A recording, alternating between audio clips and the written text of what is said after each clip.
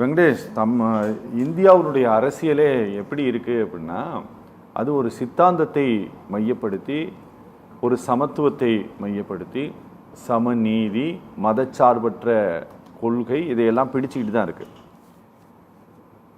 இது ஒரு திராவிடன் ஐடியாலஜி, இது ஒரு ஹிந்துத்துவ ஐடியாலஜி அப்படின்ட்டு இருக்கும்போது ரொம்ப ஆச்சரியமாக இருக்கிறது. தமிழ்நாட்டினுடைய அரசியல் களம் இந்த கொள்கை, கோட்பாடு, சித்தாந்தம் இதை எல்லாத்தையும் விட்டுட்டு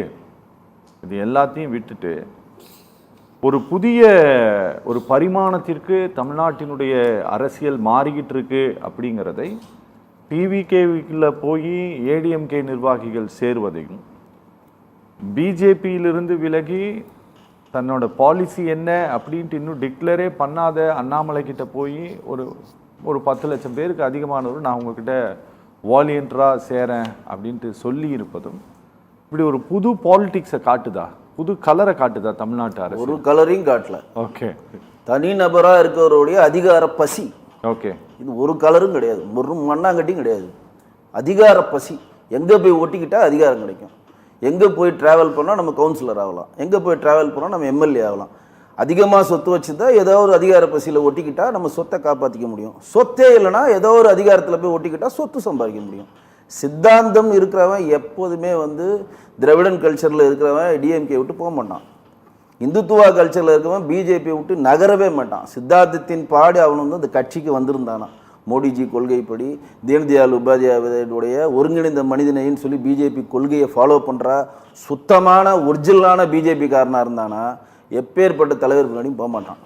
ஏன் தெரியுமா? தனிநபர் துதிபாடு இங்கே பிஜேபியில் கிடையாது. பாரத் மாதாக்கு தான் ஜெய் தவிர இப்போ போன ஒரு தலைவருக்கு ஜெயின்லாம் யாரும் சொல்ல மாட்டோம். ஏன்னா தான் நினைக்கிற ஒரு அச்சீவ்மெண்ட்டை இங்கிருந்து பண்ண முடியாது, அது வெளியில் போய் பண்ணலான்னு அவர் நினைக்கிறார். வாழ்த்துக்கள், அதெல்லாம் ஒன்றும் பிரச்சனை இல்லை. ஆனால் நினைக்கிறவர் என்ன பண்ணால் தனக்கான ஒரு புதிய கூட்டத்தை தான் உருவாக்கணும். உங்களுக்காக லட்டை செஞ்சு க்ளீனாக கொடுத்தது தான் அந்த லட்டை அப்படியே எடுத்துகிட்டு போகிறது சித்தாந்தம் கிடையாது. தனக்கான கூட்டத்தை நீங்கள் எப்படி உருவாக்கணும்? இப்போ நல்லதோ கெட்டதோ விஜய் ஒரு கூட்டத்தை உருவாக்குனார், ஜென்சின்னு ஒரு கூட்டத்தை உருவாக்குனார். அது மூலம் அவர் வென்றெடுத்தார், இன்னைக்கு முதலமைச்சராக இருக்கார். நீங்கள் என்ன பண்ணணும்? அவர் ஜென்சி கூட்டத்தெல்லாம் ஒன்றும் உருவாக்கல. வென்றெடுத்த பிறகு நம்ம அதெல்லாம் பேசக்கூடாது. ரெண்டாவிட வெற்றி தான் அரசியல்ல. அவர் என்ன வேணா உருவாக்கிக்கிட்டோம், வென்றெடுத்துட்டாரா இல்லையா? இன்னைக்கு அவர் தானே முதலமைச்சர், விலை வாங்க. இப்போ நீங்கள் இந்த கலருக்கும் இந்த டைமென்ஷனுக்கும் இந்த ரெக்கார்டுக்கும் இந்த அளவு உயரத்து செல்வதற்கான புகழ் வெளிச்சம் செல்வதற்கு உங்களுக்கு அடித்தளமிட்டு உங்களை இந்த புகழ் உச்சாணியில் உட்கார வச்சது யாரு அப்படின்றது ஒரு பாயிண்ட் இருக்குல்ல. அப்போ உங்களுக்கு பல டீம் வச்சு வேற செஞ்சீங்க. என்ன வாட் எவர் மேபி உங்களுக்கு உங்களை வேறா கொண்டு எங்கள்கிட்ட கொடுத்தாங்க. உங்களுக்கு தண்ணி ஊத்துறோம், உங்களை மரமாக்குறோம், உங்களை நல்லா கிளையாக்கி பெரிசாக்கி பழத்தை பறித்து கல்டிவேட் பண்ணி எனக்கு குடியா அப்படின்றப்ப நான் தனியாக போய் பழம் தின்னுப்பேன் அப்படின்னு சொல்றது எவனுமே ஏற்றுக்க மாட்டான். எந்த சுத்தமான தேசியத்தை விரும்புகிற, இந்துத்துவாவை விரும்புகிற, தேசியமும் தெய்வமும் இரு கண்கள்னு எவன் ஃபாலோ பண்ணுறானோ அவன் இதை ஏற்றுக்க மாட்டான். அப்போ நீங்கள் சொன்னது தான் முதல் சொன்ன பதிவே சொல்ல வரேன். ஒரு சித்தாந்தம் மண்ணாங்கட்டியும் கிடையாது. அங்கே போனால் புகழ் வெளிச்சத்தில் ஏதோ ஒட்டிக்கிட்டு எங்கன்னா ட்ராவல் பண்ணலாமா? இங்கே இருந்தால் நம்மளால் பண்ண முடியல. அப்போ அதிகார பசியை நோக்கி தான் நகர்றாங்க தவிர, இன்றைக்கு பாஜகவில் ஒரு மண்டல் தலைவர் ஆகணும்னா ரத்தம் கக்கணும். மண்டல் தலைவர் ஆகிறதுக்கு நீங்கள் வந்த ஒரு வருஷத்துலேயே உங்களை எங்கே கொண்டு போய் வைக்கிறோம்? மாநில துணைத் தலைவர் வைக்கிறோம். அடுத்த வருஷமே உங்கள் அரவங்குச்சி வேட்பாளர், அடுத்த வருஷமே மாநில தலைவர், அதுக்கு அடுத்த வருஷமே என்ன 3 வருஷம் கழிச்சு உங்கள் தலைமையில் பாராளுமன்ற எலெக்ஷனு, எங்கே வேணால் சுத்தத்துக்கு ஹெலிகாப்டரு, உங்களுக்கு வார் ரூமு, எண் மக்கள் யாத்திரைக்கு பணத்தை அள்ளி கொடுக்குறாங்க. உங்களுக்கான ஃப்ரீடமை முழுசாக கொடுக்குறாங்க. உங்கள் டேர்ம் நீங்கள் 3 வருஷம் நீங்கள் என்ன வேணால் பண்ணுங்கன்னு உங்கள் டேர்மை கொடுக்குறாங்க. டேர்ம்லலாம் பண்ண முடியல. 23 மாநிலத்தை ஆளுகிற ஒரு கட்சி, 3 முறை பிரதமராக மோடிஜி இருக்கிற ஒரு கட்சியில பின்புலத்தில் வைப்பிரிவு பாதுகாப்புல இருந்து அந்த டேர்ம்ல இருக்கும்போதே உங்களால மாற்றத்தை கொண்டு வர முடியாது. நீங்கள் டேர்ம் விட்டு வெளியே போய் மாற்றத்தை கொண்டு வர முடியுமா? எப்படி கொண்டு வருவீங்க? இதை இங்க என்ன மாதிரி அரசியல் சூழ்நிலை அப்படியே பிச்சுக்கிட்டு போகுது. என்ன பண்றதுன்னு தெரியாம தலையை பிச்சுக்கிறான். ஏன்னா சித்தாந்தவாதிகள் ஒரு கட்சியில் ஒவ்வொருத்தர் இருக்கிறாங்க. தாவேகால இருக்கிறவன் சித்தாந்தவாதியா? விஜயினுடைய முகத்துக்காக விஜய் எதை செய்தாலும் ஆமோதிக்கிற ரசிகர்கள். விஜய் இன்னைக்கு ஒரு தவறு அடிச்சிட்டார், நீங்க எந்த கட்சியை செஞ்சாலும் ஆமாங்க எங்க கட்சி வேட்பாளர் தப்பு செஞ்சுட்டாருங்க அப்படின்ற கட்டமைப்புக்குள்ளதான் படித்த அரசியல்வாதிகள் வருவோம். அவர் எதை செஞ்சாலும் அதுதான் கரெக்டுன்றான் அவன். நீங்க அவங்களை திருத்தவே முடியாது. அந்த அந்த அந்த அறிவா அந்த அந்த அறிவார்ந்த அரசியல் பண்றவங்க எல்லாமே டிவிகேன்ற தொண்டர்கிட்ட போய் அவர்களை மாற்றி அமைக்க முடியும். உங்க கொள்கைகளோ உங்க சித்தாந்தியோ உங்களுடைய பிடிப்பையோ வரலாறையோ நம்மளோட பாரம்பரியத்தையோ கலாச்சாரத்தை சொல்லி அவங்க மாற்ற முடியும்னா மாற்றவே முடியாது. ஸோ ஸ்ட்ராங்கான பேஸ்ல அவர் இருக்கார். நான் பாஜகவின் உறுப்பினர் இருந்தாலும் சொல்றேன், ஸ்ட்ராங்கா இருக்கார். அந்த ஸ்ட்ராங்கை உடைக்கிறதுக்கு அதை மாதிரி ஸ்ட்ராங்கா இருக்கக்கூடிய இன்னொரு பெரிய நடிகரால் மட்டும்தான் முடியும். இன்றைக்கு ஒரு உதாரணம் சொல்றேன். நேத்து இன்ஸ்டாகிராம்ல பேசின அடுத்த அரை மணி நேரத்தில் லதா ரஜினிகாந்த் போடுறாங்க, மக்கள் மேடையில் இணையுங்க. ஏன் போடுறாங்க? இதனால் வரையும் அவங்க போடல. ஏன் போடுறாங்க? இவர் பேசின ஒரு மணி நேரம் கழிச்சு உடனே அவங்க ஏன் அதை போடுறாங்க? ரஜினிகாந்தினுடைய புகழ் வெளிச்சம் எக்காரத்து கொண்டும் அந்த சைடு போயிடக்கூடாதுன்றதாங்க. ரஜினிகாந்த் புகழ் வெளிச்சத்தை இவருக்கே கொடுக்கணும். ரஜினிகாந்த் 1975 அபூர் ராங்கல் இன்ட்ரோடியூஸ் ஆகி நகையும் சதையுமா தமிழ் மக்களோட கலந்து வெயிலும் மழையும் காலமா தன் புகழ் வெளிச்சத்தை வச்சிருப்பா நேற்று டக்குன்னு தூக்கிட்டு போய் விட்டுருவாங்களா? அவங்க வச்சாங்க செக்கு. அறிவார்ந்த சிந்தனையாளர் வாங்க, லாயர்ஸ் வாங்க, ஐஏஎஸ் வாங்க, ஐபிஎஸ் வாங்க, யார் யார் மக்களுக்கு தமிழ்நாட்டில் சேவை செய்வங்களோ உறுப்பினர் ஆகுங்க. என்ன சார் சேவை செய்வாங்க? அது அவங்களே கேட்டுக்கங்க. நீங்க லதா ரஜினிகாந்த் போன் நம்பர் தரேன், போட்டு கேட்டுக்கங்க. ஆனா விஷயம் என்னன்னா, நீங்கள் ரொம்ப ஈஸியா நகர்ந்தீங்களா? அது ஈஸின்னு கிடையாது அரசியல்ல. It's not easy thing. எல்லாத்துக்குமே அறிவார்ந்த சிந்தனையா நீங்க திங்க் பண்ற மாதிரி உங்களை விட அறிவார்ந்த சிந்தனையா ஆப்போனன்ட் திங்க் பண்ணுவான். ஒரு மணி நேரத்துல வருது. ஏன் ஒரு மணி நேரத்துக்கு முன்னாடி வரல? அந்த கேள்வி நீங்க கேட்கலாம். அதுல ஒரு சுவாரஸ்யம் இருக்கு. ஒரு வாரமா அண்ணாமலைஜி டெல்லியில் இருக்காரு. எல்லா மீடியாவுக்கும் ஹாட்லைன் கொடுத்துக்கிட்டே இருக்காரு. நான் இதை பண்ண போறேன், அதை பண்ண போறேன், இவரை பார்க்க போறேன், அவரை பார்க்க போறேன். அப்படி பறக்குது. அப்படியே இதாக போகுது, அதாக போகுது. ஒட்டுமொத்த மீடியாவை தன் வசப்படுத்தல வல்லவர். அவர் வார்ரூம் வல்லவர் தான். அவர் பண்ணிக்கிட்டே இருக்கார், மாற்று இல்லை. இன்கேஸ் அவர் பார்த்துட்டு வந்துட்டாருங்க, நான் அமித்ஷாவுடைய பேச்சை கேட்டுவிட்டு, மோடிஜி அவர்களை பேச்சை கேட்டுவிட்டு நான் பிஜேபியிலே கண்டினியூ பண்றேன்னு சொல்லிட்டாருன்னா, அப்போ லதா ரஜினிகாந்த் வெயிட் பண்றாங்க. ஏன்னா இது மாதிரி பெல்ட் அடிக்கிறதுல வல்லவர். அவர் பெல்ட்டி மன்னன் தான் அவர். எனக்கு தெரிஞ்சு. ஏன் அப்படின்னா, எங்க அப்பாவுக்கு உடம்பு சரியில்லை, அவருக்கு டயாலிஸ் பண்ணும், என்னால் பிரச்சாரம் பண்ண முடியாது, மறுபடியும் கூப்பிட்டு பண்ணுங்க, சரி பண்றேன். அப்ப என்னன்னா, உங்கள்ட்ட ஒரு நேர்மை இல்லைங்க. அரசியல்ன்றது ஒரு நேர்மைக்கான அடித்தளம், ரைட்டா? அப்போ லதா ரஜினிகாந்த் வெயிட் பண்ணுறாங்க. இவர் என்ன சொல்கிறாரு பார்த்துட்டு நம்ம வீடியோ வெளியிடுவோம், ரெடியாக வச்சுருக்காங்க. ஏன்னா அந்த ஒரு வாரம் பாருங்க, அந்த ஒரு வாரத்தில் இவங்க எப்படி அதை மக்களிடம் கொண்டு போய் சேர்க்குறாங்களா? ரஜினியை ஆதரவு பெற்றவர், ரஜினியின் ஆசை பெற்றவர், ரஜினியே முதலமைச்சராக ஆசைப்பட்டவர், ரஜினி தான் அண்ணாமலை ஒன்று, ரஜினி அண்ணாமலை ஒன்று. இந்த புகழ் வெளிச்சத்தில் போஸ்டர் தன்னைத்தானே அடித்து ஒட்டிக்கிறானுங்க எல்லாமே, எல்லா இடத்துலையும். அவங்களே அவங்களுடைய வாரம் வச்சு ஒட்டிக்கிறானுங்க ஃபுல்லாக. அப்போ லதா ரஜினிகாந்த் பார்க்குறாங்க, நம்ம லட்டை வளர்த்து கையில் வச்சு தூக்கி நம்ம பெனிஃபிட் ஆகாமல் தூக்கி இன்னொருத்தட்ட கொடுக்குறது பைத்தியமாக பிடிச்சிருக்கு அவங்களுக்கு. உடனே ஒரு வீடியோ போடுறாங்க. அப்போ இவர் கன்ஃபார்ம் ஆயிட்டாரு, இவர் கட்சியை ஆரம்பிக்கிறாரு. அப்போ இந்த புகழ் வெளிச்சத்தை இனிமேல் போக முடியாது. இப்போ ரஜினி ரசிகர் எவனா அந்த சைடு போவானா? அவனுக்கு ஒரு சின்ன துளிர் கிடைச்சிருச்சு. என்ன துளிர் கிடைச்சிச்சு? லதா ரஜினிகாந்த் இதில் சேர்ந்து டிராவல் பண்ணி நம்ம பொது சேவை செய்ய ஆண்டிட்டா, ரஜினி ஒரு காலத்தில் அரசியலுக்கு கூட நமக்கு கவுன்சிலர் ஆக்குவார், மேயர் ஆக்குவார். நம்ம எதுக்கு இப்போ அவசரப்படணும், ஒரு நாள் வெயிட் பண்ணணும், இங்கேயே இருக்கலாம்.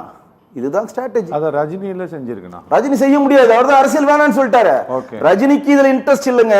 இப்ப ரஜினியை இயக்குது ரஜினி கிடையாதுங்க, ரஜினியை இயக்குது லதா ரஜினிகாந்த் தாங்க. ரஜினியை இயக்குது ரஜினி கிடையாது, அவங்க தான் இயக்குறாங்க. அவங்க தான் தெளிவான ஒரு ஸ்ட்ராட்டஜி பண்ணி இந்த மாதிரி ஒரு இதை 1 hour கழிச்சு போட்டு யார் யார் பதிவு பண்ணி. அண்ணாமலையினுடைய விலகல், அவர் இயக்கம் தொடங்குறேன் அப்படின்னது, நயினார் நாகேந்திரனுடைய பேட்டி, இதெல்லாம் சும்மா வேலை இல்லாமல் எல்லா டிவியும் போட்டுட்டு இருக்கிறாங்க. ஒரு பாதிப்பும் பிஜேபிக்கு இல்லை அவருடைய விலகல் இல்லாமல் போலங்க. நிறைய பேருக்கு இவங்க எப்படி கொண்டு போய் சேர்க்குறாங்கன்னா, நானே இப்போ ஒரு சேனலில் பேசிட்டு வரப்போ என்ன சொல்கிறாங்கன்னா, அது சேனலில் ஒருத்தர் பேசினவர் சொல்கிறார், மோடிஜி அவர்கள் தான் அண்ணாமலைஜி ஃபாலோ பண்ணுறாரு, பாராளுமன்ற எலெக்ஷன் வந்தால் மோடிஜிக்கு தான் ஓட்டு போட சொல்லுவார் அண்ணாமலைன்னு சொல்கிறாங்க. அது சாத்தியம் இல்லைல்ல.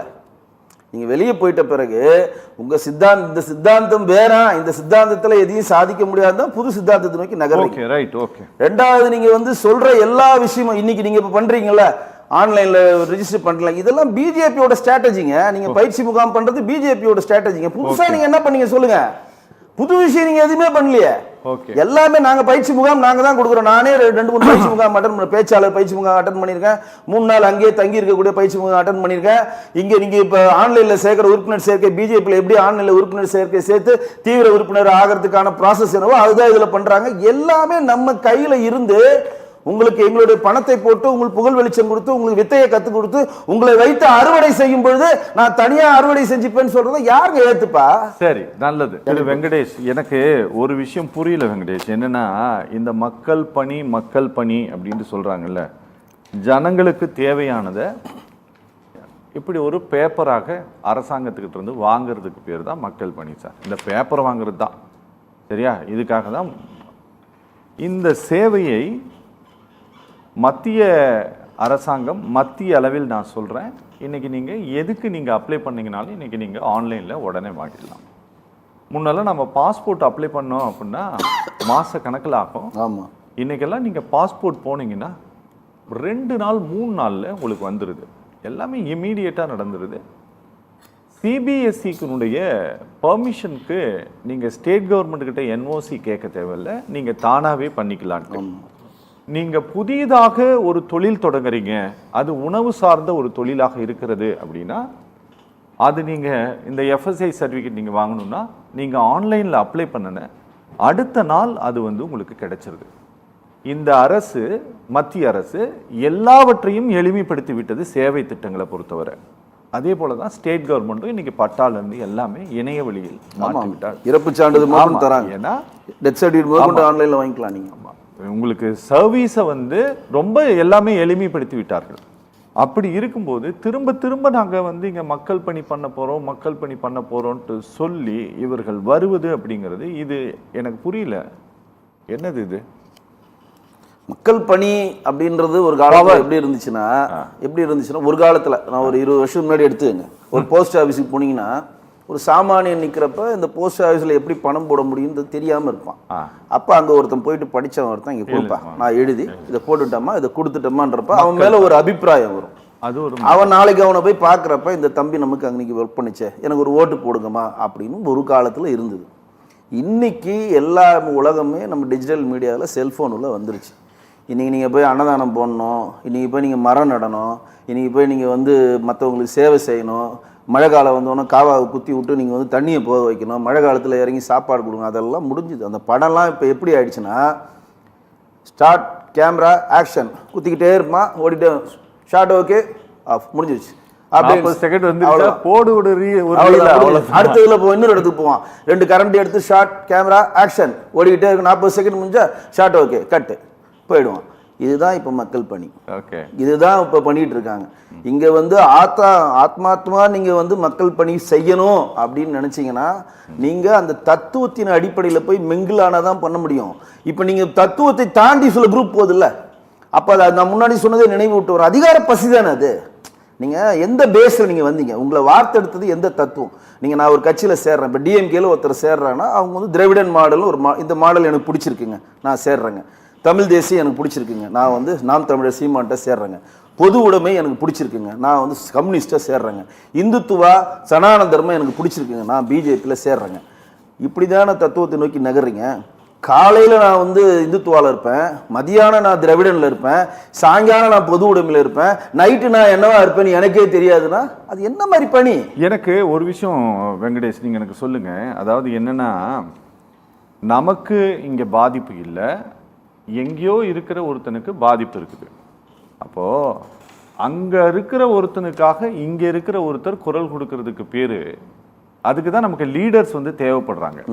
இப்போ எங்கேயோ காஷ்மீரில் ஒருத்தர் அடிக்கிறாங்க, இங்கே இருந்து நீங்கள் மைனாரிட்டி பீப்புள் இப்படி அட்டாக் பண்ணக்கூடாதுன்னு சொல்லுவதற்கும், அங்கே எங்கேயோ ஒரு அதிகார பறிப்பு நடக்கிறது, அதை இங்கேருந்து நீங்கள் ஜனநாயகத்துக்கு விரோதமாக நீங்கள் நடந்து கொள்கிறீர்கள்ட்டு ஒரு குரலை பதிவு செய்வதற்கும் தான் இங்கே தலைவர்கள் தேவைப்படுறாங்க. ஆனால் அப்படி எதுவுமே பேச தேவையில்லை, எங்களுக்கு ஒரு ஒரு ஒரு ஹீரோயிச பிம்பம் அல்லது இவர் தான் ஒரு லீடர் அப்படிங்கிற மாதிரி காட்டிட்டாரு அப்படிங்கிற இந்த ஒரு உருவகம் மட்டும் எங்களுக்கு போதும்னு நினைக்க தொடங்கிட்டாங்களா தலைவர்? இப்ப ஒட்டுமொத்த திமுக ஆட்சியின் மேல் இருந்த வெறுப்பு ஒரு புதிய தலைவரை உருவாக்கிடுச்சு. ஓகே, அது தலைவர் அவரா உருவாகல, அவரா நினைக்கல. எனக்கு தெரிஞ்சு விஜய் சார் கூட முதலமைச்சர் ஆகணும்னு கனவு நினைச்சிருக்க மாட்டார். எதிர்கட்சியாக வருவோம், ஏதோ ஒரு இடத்துல ஜெயிப்போம், 5 வருஷம் கழிச்சு பார்ப்போம் தான் அவங்களோட டீம் இருந்து அதுக்கேற்ற தேர்தல் பரப்புரை தான் அவங்களும் முன் வச்சாங்க. ஒட்டுமொத்தமாக அன்றைக்கு இருந்த திமுக ஆட்சியில் மேல் இருந்த வெறுப்பு தான் ஒருத்தரை தானாக உச்சாணியில் கொண்டு போய் விற்க வைக்குது. இப்போ என்ன பண்ணுறாங்கன்னா அந்த கட்டமைப்பை ஸ்ட்ராங் பண்ணுறாங்க. இப்போ நம்ம வந்துட்டோம். இப்போ கூட எல்லா ஐஏஎஸ் ஐபிஎஸும் கூட இருக்கிறோம், அறிவார்ந்த சிந்தனை இருக்காங்க, ரிட்டையர்டில் இருக்கக்கூடிய எல்லாரும் உள்ள வராங்க. அவங்க என்ன சொல்றாங்கன்னா, இதை ஸ்ட்ரென்தன் பண்ணிட்டா தான் சஸ்டெயின் பண்ண முடியும். நீங்கள் 5 வருஷம் 10-15 வருஷம் சஸ்டெயின் பண்ணுறதுக்கான எல்லா பூர்வாங்க வேலையும் இப்போ தொடங்குறாங்க. எங்கெங்கிற அப்போ எதனா ஒன்று அடிச்சாதான் எதனா ஒன்று உருவாக முடியும். ஓகே. அப்போ ஏடிஎம்கேன்ற ஒரு கட்சியை நீங்கள் உடைச்சி அதுலேருந்து இதில் கொண்டு வந்தால் தான் உருவாக்கி பொது எதிரியாக நம்ம வந்து டிஎம்கே உருவாக்கலாம் அப்படின்னு ஒரு ஸ்ட்ராட்டஜிக்குள்ளே அவங்க வராங்க. இன்னைக்கு காங்கிரஸை சேர்ந்தவங்க நிறைய பேர் அங்கே போய் சேர்றாங்க, பிஜேபியில் சேர்ந்தவங்க யாரும் சேர்ந்த மாதிரி நான் பார்க்கல, ஏடிஎம்கேல சேர்றாங்க, இன்னும் வந்து மாற்றுக் கட்சியில் இருக்கவங்களாம் நிறைய போய் சேர்றாங்கன்னா அவங்களுக்குலாம் வந்து தன்னுடைய இப்போ எக்ஸ்எம்எல்ஏலாம் போய் சேர்றாங்கன்னா அவங்க எம்எல்ஏ ஆகணும் போய் சேரல. நாங்கள் இந்த லோகோவில் இருக்கிறோம், நான் பாதுகாப்பாக இருக்கேன், என்னுடைய சொத்து பாதுகாக்கப்படுகிறது, நான் சேஃப் ஜோனில் இருக்கிறேன், அந்த சேஃப் ஜோனை நோக்கி தான் நகர்றாங்க. இப்போ கடம்பூர் ராஜ்லேருந்து ஆனந்திலேருந்து சம்பத் இன்னைக்கு போய் சேர்ந்துருக்காங்க, போனோன்னே அவர் எம்எல்ஏ ஆக போகிறாரா? எதையுமே ஆக மாட்டாங்க. ஆல்ரெடி நான் 3 வாட்டி 4 டேர்ம் எம்எல்ஏ இருந்தவங்க. அவங்களுக்கான பங்களிப்புனா அதிகாரத்துடன் நம்ம என்றைக்குமே இருந்தால் நம்ம ஒரு சேஃப் ஜோனில் ட்ராவல் பண்ணலாம் தான் அவங்க போகிறாங்க. 1. 2 அவங்க என்ன நினைக்கிறாங்கன்னா, வீட்டிலேருந்தே ஒரு ப்ரெஷர் வருது, நீ இதுலேருந்தே உங்களுக்கு லாய்க்கு செட் ஆகாது, அங்கே போங்க, நீங்கள் மகன் சொல்லலாம், பேரன் சொல்லலாம், பேத்தி. இன்னைக்கு நீதியரசர் சுவாமிநாதன் பதிவு போட்டிருக்காரு, என்னுடைய பேத்தி அவ்வளவு தொலை பண்ணி விஜய்க்கு ஓட்டு போட சொல்லுச்சு அப்படின்னு. யாரு? நீதியரசர் பதிவு போடுறாரு. ஒரு டாக்டர் கிட்ட போனாராமா, டாக்டர் சொன்னாராமா. ரைட்டா? அப்ப ஒரு நீதியரசருக்கே அது ஸ்டேட்மென்ட் சார், ஆர்டர் வேற மாதிரி வரும், வெயிட் பண்ணுங்க. அது சார் நீதியை சொல்ல சார், தனி மனிதனா ஒரு மனிதனை அவர் சொன்னது ஒண்ணு நடந்துருச்சா இல்லையா? நீங்க விஜய ஒவ்வொரு இடத்துலயும் தேடுறீங்க, தேடாதீங்க, ஒவ்வொரு விஜயும் உங்க வீட்டுல இருக்கிற அவர் சொன்னது நடந்துச்சா இல்லையா? அப்ப அது நடந்துன்ற மேஜிக்கை பார்த்துட்டு இன்னும் நிறைய பேர் நடந்துரும் வராங்க. அது நடக்காது. ஏன்னா அந்த மேஜிக் கிராஃப் உச்சத்துல இருக்கு. இது வந்து சும்மா தெளிந்த நீரோட கிடையாது, இது சும்மா சலசலப்பு தான். அது உச்சத்துல இருக்குங்க. நான் விஜய் சார் ஃபேன் கிடையாது, நான் விஜய் சாரோட பழகி இருக்கேன், எனக்கு தெரியும். இன்னைக்கு அவர் எவ்வளவு பெரிய இதுல இருக்கிறாருன்னு எனக்கு தான் தெரியும். நெருங்க முடியாத உச்சத்துக்கு போயிட்டார். ஏன்னா உங்களுக்கு சின்ன எக்ஸாம்பிள் சொல்றேன். தமிழ் தேசியன் சீமான் பேசுறப்ப அப்படியே வளர்ந்து வர்றாரு, டக்குன்னு அண்ணாமலைஜி வர்றாரு. இந்திய தேசியம் பேசணும்னா சீமான் அப்படியே டவுன் ஆகிறார், அண்ணாமலைஜி பீக்ல வர்றார். ஏன்னா மீடியா அட்ராக்ஷன் எல்லாம் பண்றாரு. விஜய்னு ஒரு அட்ராக்ஷன் வந்தோன்னா 2 டம்மி ஆயிட்டாங்க, சர்ன்னு போயிட்டார். நின்னா மாசு, இறங்கினா மாசு, போனா மாசு, வந்தா மாசுனா நீங்கள் வார் ரூம் வந்து 1000 பேரை வச்சுக்கிட்டு வார் ரூம்ல தான் இந்த சிங்கம் வருது புலி வருதுன்னு காட்டுறீங்க. 1000 பேர் தான் வார் ரூம்ல ஒர்க் பண்றான். விஜய்க்கு ஓட்டு போட்ட 1,80,00,000 பேருமே வார் ரூம்காரன். விஜய்க்கு ஓட்டு போட்ட 1,80,00,000 பேருமே விஜய்க்காக ஒர்க் பண்ற வார் ரூம்காரன். அது அவங்க நீங்க திருத்தவே முடியாது, அவங்களை அரசியல் வயப்படுத்தவே முடியாது. எதை செய்தாலும் அது கரெக்ட், எங்க தலைவர் செஞ்சது கரெக்ட்ன்றவர்களை நீங்க அரசியல் வயை எப்படி படுத்துவீங்க? 2வது நீங்க என்ன சேவை செய்ய போறீங்க? இப்போ தமிழ்நாடு வந்துருச்சு. இப்போ நான் ஒரே முடிச்சிடுறேன். இப்போ அண்ணாமலைஜி நாளைக்கு தமிழ்நாட்டுடைய முதலமைச்சர் ஆயிட்டார். 15 லட்சம் கோடி கடன்ல இருக்கு, 82,000 கோடி வட்டி கட்டிட்டு இருக்கோம். மாநகராட்சி 2,000 கோடி கடன், 92 கோடி வட்டி கட்டிட்டு இருக்கோம். என்ன ஒரு திட்டத்தை வச்சு இதை தூக்கி அப்படியே மாத்தி அமைச்சிருவாரு? சரி, எப்படிங்க அமைக்க முடியும்? என்ன நீங்க என்ன ட்ரம்ப்ல இருந்து கடன் வாங்கி தமிழ்நாடு கடன் அடைச்சிருவீங்களா? என்ன பேஸ்? எல்லா பேஸுக்கு நீங்க எங்க போய் நிக்கணும்? மத்திய சர்க்கார்ட்ட தான் நிக்கணுங்க.